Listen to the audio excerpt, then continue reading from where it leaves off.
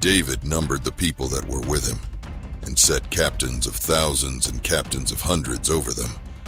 And David sent forth a third part of the people under the hand of Joab, and a third part under the hand of Abishai, the son of Zeruiah, Joab's brother, and a third part under the hand of Ittai the Gittite. And the king said unto the people, I will surely go forth with you myself also. But the people answered, Thou shalt not go forth, for if we flee away, they will not care for us. Neither if half of us die, will they care for us. But now thou art worth 10,000 of us. Therefore now it is better that thou succor us out of the city. And the king said unto them, What seemeth you best, I will do. And the king stood by the gate side, and all the people came out by hundreds and by thousands. And the king commanded Joab and Abishai and Ittai, saying, Deal gently for my sake with the young man, even with Absalom. And all the people heard, when the king gave all the captains charge concerning Absalom. So the people went out into the field against Israel, and the battle was in the wood of Ephraim, where the people of Israel were slain before the servants of David.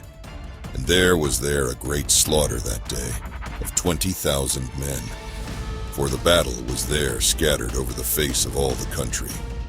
And the wood devoured more people that day than the sword devoured.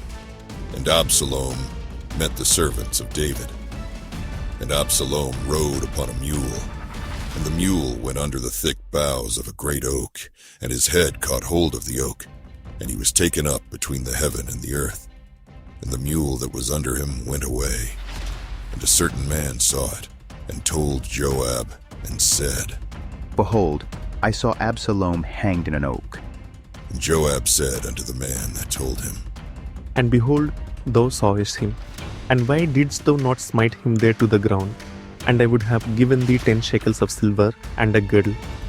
And the man said unto Joab, Though I should receive 1,000 shekels of silver in mine hand, yet would I not put forth mine hand against the king's son. For in our hearing the king charged thee and Abishai and Ittai, saying, Beware that none touch the young man Absalom, otherwise I should have wrought falsehood against mine own life. For there is no matter hid from the king, and thou thyself wouldest have set thyself against me. Then said Joab, I may not tarry thus with thee. And he took 3 darts in his hand, and thrust them through the heart of Absalom, while he was yet alive in the midst of the oak.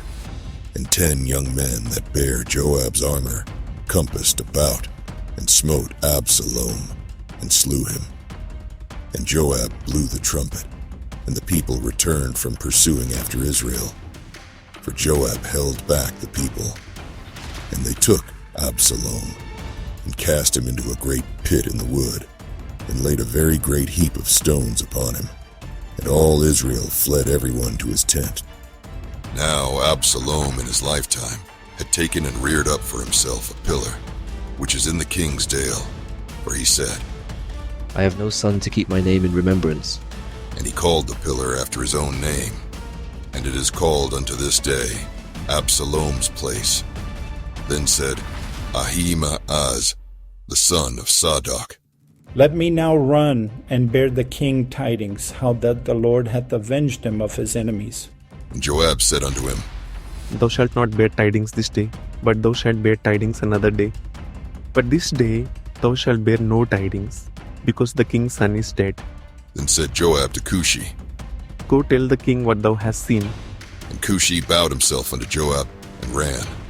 Then said Ahimaaz the son of Zadok yet again to Joab, But howsoever let me, I pray thee, also run after Cushi. And Joab said, Wherefore wilt thou run, my son, seeing that thou hast no tidings ready?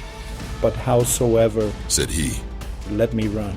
And he said unto him, Run. Then Ahimaaz ran by the way of the plain, and overran Cushi. And David sat between the 2 gates. And the watchman went up to the roof over the gate unto the wall, and lifted up his eyes, and looked, and behold a man running alone.